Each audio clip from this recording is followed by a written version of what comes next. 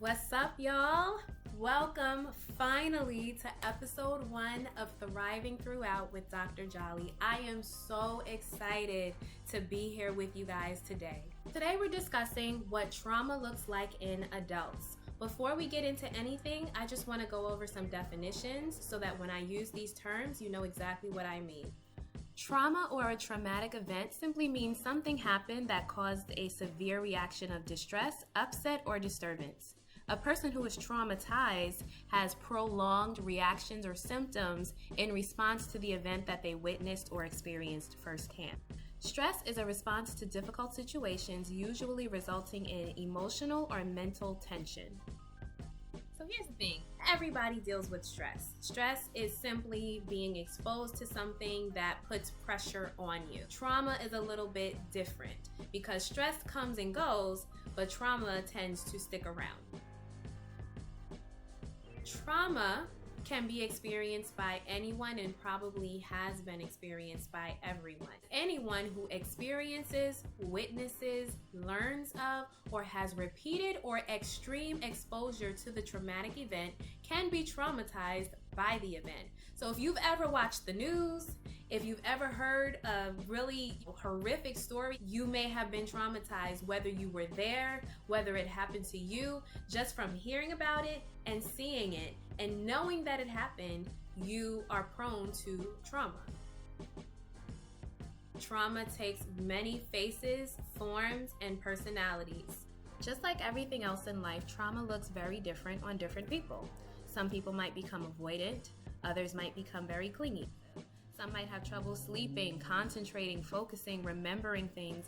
Others might become super busy. No matter the response, the person isn't wrong, but we all need attention and support.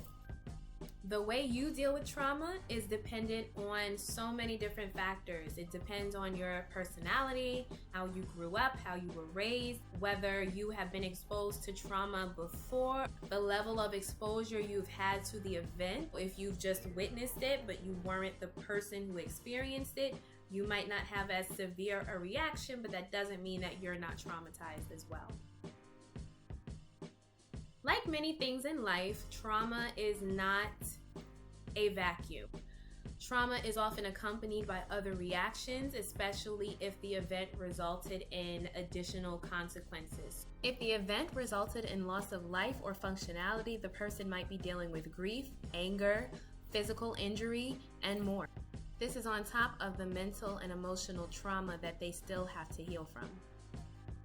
You've heard the saying before, hurt people hurt people.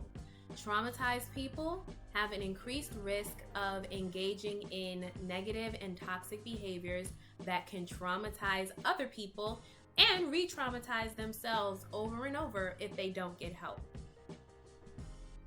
Now here's the thing, I love being Black, but it would be a disservice to deny that we do have a legacy of trauma. So as we know, the Black experience is not a monolith. We don't all have the exact same experiences at the exact same time. However, these are common examples of what trauma looks like in the Black community.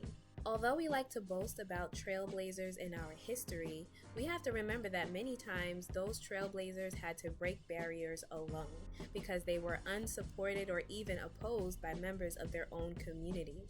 We might find even today that many members of our community are unwilling to trust, support, and be there for one another, even when we're trying to do good things. We also tend to demonstrate a lot of internalized oppression, such as elitism, classism, respectability politics, and colorism. There was a time when these tactics were necessary to our collective survival, but if we're going to thrive, we have to decide what to keep and what to throw away. The good news is that survival is in our DNA. Imagine if we had all of this resilience and creativity in the absence of the traumatic events that occurred. Thankfully, we're learning how to break those barriers down so we can get back there and even further. Black people are exhibiting more awareness of the negative behaviors that are prevalent in our community and are intentionally changing the narrative, not for others, but for us. We are becoming more understanding of what led us here and taking steps to heal and not just exist. We are learning to become more compassionate and patient with each other. We're learning to communicate more effectively and stand up for ourselves and each other. And we are making strides to be represented in every field so that when we sit at the table, we know we're going to get served as well. Next week, we're going to be discussing children and trauma and how we can support the next generation. Follow me on Instagram and YouTube.